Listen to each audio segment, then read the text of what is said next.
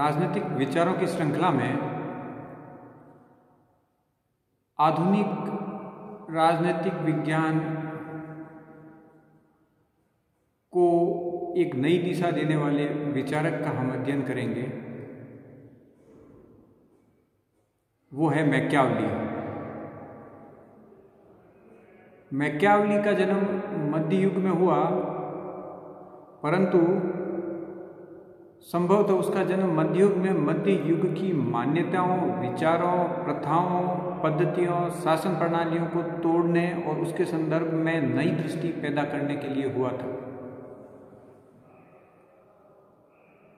वह एक युग परिवर्तनकारी विचारक था और उसने एक ऐसी विचार दृष्टि दुनिया के सामने या विचारकों के सामने रखी, जनसमाज के सामने रखी, जो तात्कालीन ढांचे के विपरीत एक नया ढांचा स्थापित करने के लिए जरूरी थी। ये उसकी दूरदर्शिता को बताता है, ये उसकी लंबी सोच और परिकल्पना शक्ति को भी बताता है। उसने मध्य युग की धार्मिक और अंधविश्वासी मान्यताओं को पूर्ण रूप से दरकिनार कर दिया। पोप का जो प्रभाव था, चर्च का जो प्रभाव था, उसको बिना किसी हिचकिचाहट के, बिना किसी डर के एक तरफ कर दिया और संपूर्ण राजनीति उसने व्यवहारिक धरातल और व्यवहारिक संभव नीतियों के आधार पर की। इसी कारण उसे राजनीति को विज्ञान के रूप में पुनर्स्थापित करने वाला एक प्रेरक हम मान सकते हैं। मैकियावेली का जन्म 1469 में फ्लोरेंस में हुआ था। फ्लोरेंस इटली में है और व्यापारिक दृष्टि से और पुनर्जागरण की दृष्टि से सबसे प्रमुख शहर था। ये पुनर्जागरण का काल था और इसी काल में जो परिवर्तन विज्ञान, कला, समाज, संस्कृति, शिक्षा के क्षेत्र में हो रहे थे, उससे सबसे ज़्यादा प्रभावित फ्लोरेंस था और फ्लोरेंस में जन्मा मैकियावेली भी उससे काफ़ी हद तक प्रभावित हुआ और उसी विचारों ने उसके जीवन की सोच को एक दृष्टि प्रदान की जो उसके राजनीतिक विचारों में परिलक्षित होती है। वह बहुत ज़्यादा तो पढ़ा लिखा नहीं था, परंतु उसने अपनी योग्यता के बल पर जल्द ही विदेश और गृह मंत्रालय में क्लर्क की नौकरी प्राप्त कर ली। कुछ समय पश्चात अपनी योग्यता के कारण 4 वर्ष के अंदर ही वह द्वितीय चांसलरी के द्वितीय सचिव के पद तक पहुंच गया और फिर अपनी योग्यता के बल पर वह यूरोप के 23 विभिन्न जगहों पर फ्लोरेंस के दूत के रूप में नियुक्त हुआ, जहां उसने प्रभावशाली कार्य किया। 1512 तक वो इस पद पे रहा। उसके बाद स्पेन के हाथों फ्रांस की हार के पश्चात फ्लोरेंस में स्पेन का प्रभाव बढ़ा और मैकियावेली को वहाँ से हटा दिया गया पद से और उसके बाद उसने अपना जीवन एक छोटे से गांव कैसिनियो में बिताया और 1527 तक वहाँ वह रहा और 1527 में ही मैकियावेली की मृत्यु हुई। 1215 से 1227 तक उसने कई ग्रंथों की रचना की, समाज सेवा का कार्य किया और अपने जीवन के अनुभव को उसने लेखनी के रूप में परिवर्तित किया। उसकी प्रमुख पुस्तकों में art of war, the Prince, discourses on Levi आदि है। अब जो सबसे महत्वपूर्ण रचना प्रिंस मानी जाती है वो सीजर बोर्जिया को आदर्श मान के लिखी गई। वह गणतंत्र को उन परिस्थितियों में श्रेष्ठ मानता है जहां लोग शिक्षित, जागरूक हों, परंतु चूंकि इस तरह की स्थिति इटली में नहीं थी तो उसकी दृष्टि से राजतंत्र सही था और राजतंत्र स्थापित करने के लिए उसने जिस व्यक्ति की पद्धतियों को देखा, सीजर बोर्जुआ, जो एक पोप की अवैध संतान था, और उसने अपने बल पे इटली के कई छोटे बड़े नगरों को अधिकृत कर एक बड़े नगर के राज्य के रूप में परिवर्तित किया था, तो वह सीजर बोर्जिया उसके लिए आदर्श बन गया। हालांकि वो निरंकुश था, परंतु मैकियावेली का मानना था कि इटली को एक करने के लिए, एक सुदृढ़ शक्तिशाली इटली को राज्य के रूप में परिवर्तित करने के लिए एक निरंकुश और ऐसे शासक की आवश्यकता है जो लोगों के मन में भय उत्पन्न कर सके। अतः सीजर बोर्जिया उसके प्रिंस का आधार बना और उसकी सारी परिकल्पनाएं द प्रिंस में सीजर बोर्जिया से प्रेरित होकर लिखी गई। इसके अलावा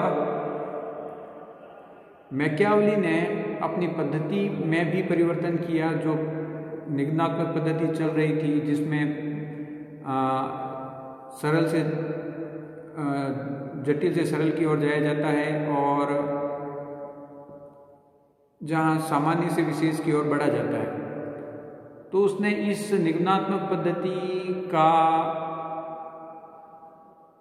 विरोध किया। उसकी रचनाओं में हमें अनुभवात्मक और ऐतिहासिक पद्धति देखने को मिलती है। मैकियावेली के बारे में डनिंग ने कहा है कि वह अपने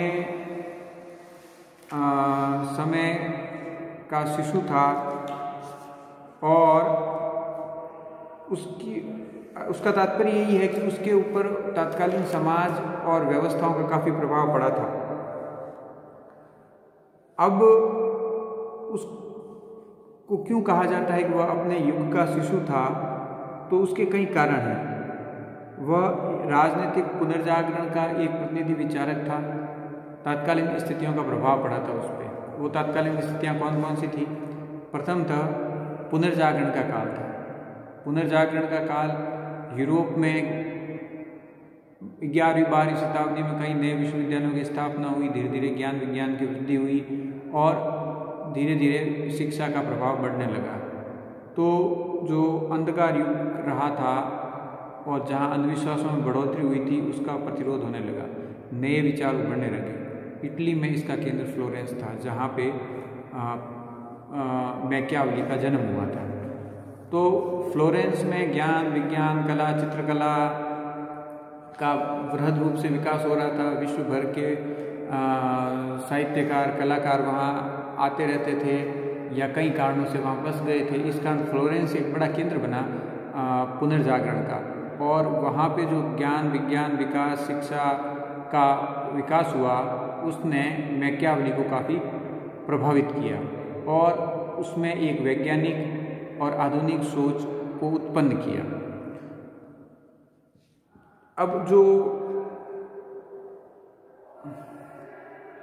आंदोलन था पुनर्जागरण का, उसकी सबसे प्रमुख विशेषता ये थी कि उसने ज्ञान विज्ञान पे बल दिया, तकनीकी सोच पे बल दिया, आविष्कारों पे बल दिया और मध्यकाल में प्रचलित धार्मिक रूढ़ियों, विचारों को उसने सिरे से खारिज कर दिया।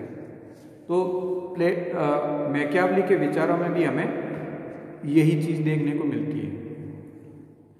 और इसी से प्रभावित होकर मैकियावेली ने भी मध्य युगीन समाज में विद्यमान शासन पद्धतियों, चर्च के अधिकारों, पोप के अधिकारों का उसने खुलकर विरोध किया, क्योंकि वो मानता था कि पोप भ्रष्ट हो चुके हैं, वो अपने सही मार्ग से हट चुके हैं और चर्च भ्रष्टाचार का और अवैध कार्यों का अड्डा बन चुके हैं।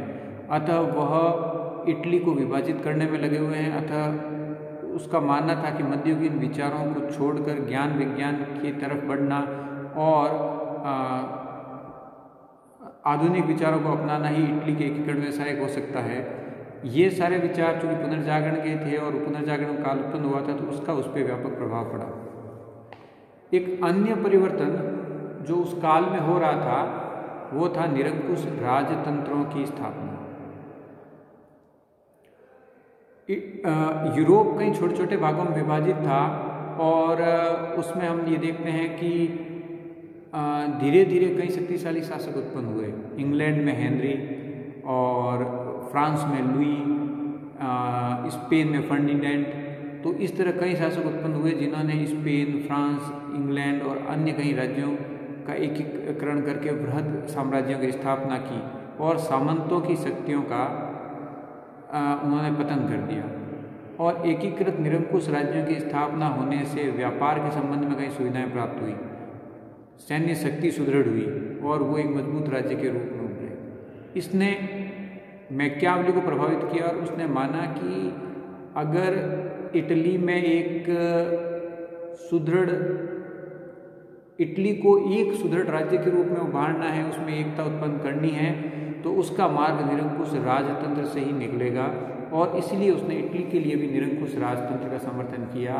और इटली में एक प्रभावशाली व्यक्ति जो उस समय उत्पन्न हुआ था, सीजर बोर्जिया को उसने आदर्श माना और उसके आधार पर उसने एक प्रिंस की रचना भी की, जिसमें उसने ये बताया कि राजतंत्र प्रणाली कैसे चल सकती है, उसकी विशेषताएं क्या होगी। फिर उसने बताया दूसरे 3 भाग थे प्रिंस के। पहले भाग में राजतंत्र या शासन तंत्र की विशेषताओं का जिक्र करता है वो, फिर इटली के लिए कौन सी सही है, और दूसरे भाग में वो बताता है सैन्य शक्ति के बारे में, और तीसरे में वो राजनीतिक व्यवस्थाओं के बारे में चर्चा करता है। तो निरंकुश राजतंत्र से भी वो प्रभावित हुआ तत्काल में। फिर उसको जिसने सबसे प्रभावित किया वह था इटली की राजनीतिक दुर्दशा। इटली छोटे छोटे भागों में विभक्त हो चुका था, छोटे छोटे नगर राज्य आ गए थे। उस समय इटली में 5 प्रमुख नगर थे, नेपल्स, मिलान और रोम जो उसके अधीन था, पोप के अधीन था, फ्लोरेंस और वेनिस। तो ये छोटे बड़े राज्य थे और इसमें भी सामंतों की शक्तियाँ काफ़ी व्यापक थी। ये राज्य आपस में लड़ते रहते थे और इसी आपसी फूट के कारण स्पेन, फ्रांस और आसपास के राज्य उन पे हमले करते रहते थे, अपने हिसाब से शासन प्रणाली चलाते रहते थे। तो ये चीज़ें मैकियावेली को नापसंद थी और उसे लगा कि अगर इटली में यही विभाजन रहा, आपस में एकता उत्पन्न नहीं हुई, तो वह पूर्ण रूप से गुलाम बन जाएगा। अतः उसने यह तय किया कि इटली को एक करना ही होगा और आपसी मतभेद मिटाने होंगे। तो इटली की तत्कालीन दशा और दुर्दशा ने उसके मन में एक व्याकुलता उत्पन्न कर दी और वह इटली के एकीकरण का स्वप्न देखने लगा। और उसी एकीकरण के स्वप्न में उसने निरंकुश राजतंत्र, शक्तिशाली सैन्य तंत्र और भाड़े के सैनिकों के स्थान पर स्वप्रशिक्षित और नियमित सैनिकों को भी उसने आवश्यक माना। साथ ही उसने माना कि अगर धर्म का हस्तक्षेप होता रहेगा तो इटली विकास नहीं कर सकता और न ही राज्य शक्तिशाली हो सकता है। तो उसने धर्म को तिलांजलि दे दी। उसने धर्म को नैतिकता के क्षेत्र में बताया, राज्य के क्षेत्र में राजा सर्वोच्च है, निरंकुश शासक सर्वोच्च है, ये उसने कहा। इटालियन समाज भी उस समय विभाजित तो था ही, इसके अतिरिक्त वह भ्रष्टाचार, दलबंदी, गुटबाजी में विभक्त था। आपस में कई समूह बने हुए थे, व्यक्ति स्वार्थी हो गया था। निरंकुश स्वार्थपरता के कारण इटली में जो भ्रष्टाचार व्याप्त हुआ था उसमें आम लोग परेशान थे, दुखी थे। कुछ व्यक्तियों के हाथ में संपत्ति इकट्ठी हो गई थी। इन सारी दुर्दशा ने उसको प्रेरित किया कि इटली को एक शक्तिशाली व्यक्ति के हाथ में सौंप के इस भ्रष्टाचार का, इस दलबंदी का, इस गुटबंदी का अंत किया जाना चाहिए। धर्म और नैतिकता के क्षेत्र में उसने कई ऐसी व्याधियां देखी। एक तो जैसे हमने पहले बिंदु रखा कि पोप भ्रष्ट हो चुका था और भ्रष्टाचार उस स्तर पर पहुंच चुका था कि जहां पे कोई आदमी नैतिकतापूर्ण बात कर दे, पोप की गलतियों को उसकी तरफ दुनिया को बता दे, तो उसका विरोध होता था और इस लेवल पे होता था कि उसको जिंदा तक जला दिया जाता था। इटली में धर्म और यूरोप में धर्म के पतन के कारण कई ऐसे पादरी या धार्मिक व्यक्ति पैदा हुए जिन्होंने सही मार्ग दिखाने की कोशिश की, और जिन्होंने सही मार्ग दिखाने की कोशिश की उनका प्रबल विरोध भी हुआ। ऐसा ही एक पादरी था जिसने नैतिक शिक्षाओं पे, चारित्रिक स्वच्छता पे बल दिया। उसका नाम था सेवारोनाला। तो सेवारोनाला ने कई महत्वपूर्ण परिवर्तन करने की कोशिश की। लोग उसकी शिक्षाओं को मानने लगे, उससे प्रभावित होने लगे, परंतु पोप जो भ्रष्टाचार में डूबा था वह उससे नाराज हो गया और उसने उसकी पोप नाराज हो गया और वहाँ के जो शासक थे उनको विवश किया कि उसे सजा दी जाए और अंततः नोराला को जेल में बंदी बना दिया गया और फिर उसके बाद उसको जिंदा जला दिया गया। ये इस तरह की कई घटनाएं हुई जहाँ पादरियों को बंदी बना लिया गया, उन्हें प्रताड़नाएं दी गई, कईयों को जिंदा जला दिया गया। इस स्थिति ने मैकियावेली को प्रेरित किया कि धर्म को राजनीति के क्षेत्र में नहीं आना चाहिए। तो धर्म को उसने राजनीति से पृथक करना आवश्यक समझा और ये उसके तात्कालीन समय हुई परिस्थितियों के कारण उसको ये इस तरह की सोच उत्पन्न उसकी हुई। मनुष्य का चरित्र का भी अध्ययन उसने किया। उसने पाया कि मनुष्य स्वभावतः स्वार्थी, ईर्ष्यालु, भययुक्त, डरपोक है। वह अच्छा तभी बनता है जब उसके कोई स्वार्थ होते हैं। जब उसके स्वार्थों की पूर्ति हो जाती है तो वह जो उसका अच्छा रूप है वह समाप्त हो जाता है और वह अपने स्वार्थों और आवश्यकताओं की पूर्ति के लिए ही निरंतर प्रयत्नशील रहता है। इन सब के मध्य वह ये कह रहा है कि व्यक्ति स्वभाव से ईर्ष्यालु और महत्वाकांक्षी होता है। व्यक्ति अपने व्यवहार में दो चीज़ों से परिचालित होता है, प्रेम और भय। इन दोनों के अतिरिक्त धनिकोपार्जन तीसरी प्रमुख प्रवृत्ति है। मानव स्वभाव को इंडिकेट करते हुए और इंगित करते हुए ये कहता है कि इन प्रवृत्तियों के निस्तारण के लिए एक शक्तिशाली निरंकुश ऐसे शासक की आवश्यकता है जो लोगों में भय उत्पन्न कर सके, क्योंकि स्वार्थी, भ्रष्ट लोग केवल भय से ही डर सकते हैं और इसीलिए एक निरंकुश शासक की आवश्यकता है। वो यहाँ तक मानव स्वभाव का विश्लेषण करते हुए कहता है कि मानव का स्वभाव ऐसा है कि कोई व्यक्ति के पिता की हत्या हो जाए तो उसे उतना ज़्यादा दुख नहीं होगा जितना कि उसकी संपत्ति लुटने पर उसके दुख होता है। तो जो शासक है उसे मनुष्य के स्वभाव का ध्यान में रख के अध्ययन करना चाहिए। तात्पर्य यह है कि मानव स्वभाव के बारे में मैकियावेली ने जो विश्लेषण किया वो उसके राजनीतिक विचारों में परिलक्षित होता है। इस संदर्भ में और भी महत्वपूर्ण चीज़ यह है कि उसने अपना विश्लेषण क्रमबद्ध तरीके से किया। मानव स्वभाव का अध्ययन, उसके अनुसार शासन प्रणाली, फिर उसके अनुसार शासक और उसके अनुसार संपूर्ण सामाजिक व्यवस्था का निर्धारण। तो जो क्रमबद्धता उसके विचारों में दिखती है और जो विश्लेषण दिखता है वो वैज्ञानिक स्वरूप लिए हुए है। वह व्यवहारिक सोच पे और व्यवहारिक दृष्टि पे आधारित है। तो वैज्ञानिक सोच, व्यवहारिक दृष्टि और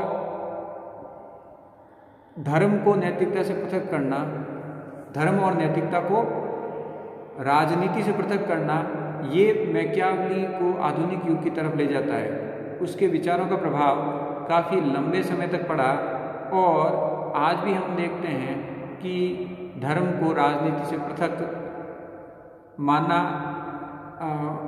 कई राजनीतिक विचारकों के अनुसार धर्म राजनीति से पृथक ही रहना चाहिए और प्रजातंत्र में भी और ज़्यादातर संविधानों में भी यही माना जाता है कि धर्म एक व्यक्तिगत मसला है, राजनीति एक अलग विषय वस्तु है, अतः दोनों का पृथक्करण होना चाहिए। इसी प्रकार मानव स्वभाव के आधार पर, उसकी पद्धति के आधार पर उसका विश्लेषण है, वह भी वैज्ञानिक है।